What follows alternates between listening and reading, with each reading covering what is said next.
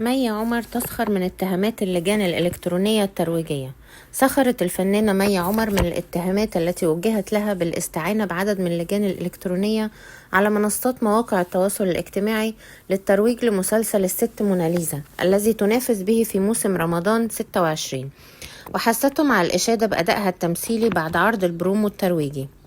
خرجت مي عمر عن صمتها برسالة عبر حسابها الشخصي على انستجرام نفت فيها كافة الاتهامات الموجهة إليها بشأن شراء اللجان الإلكترونية.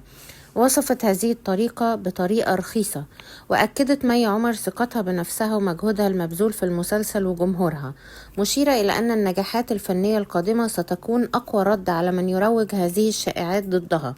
ووصلت مي عمر السخرية قائلة: يعني أنا يوم ما أفكر أعمل لجان هروح أشتري لجان هندي؟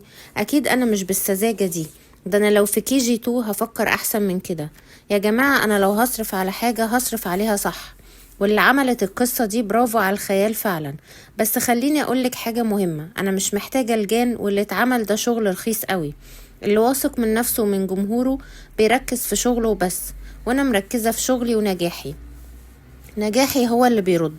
الست موناليزا مزعل ناس كتير.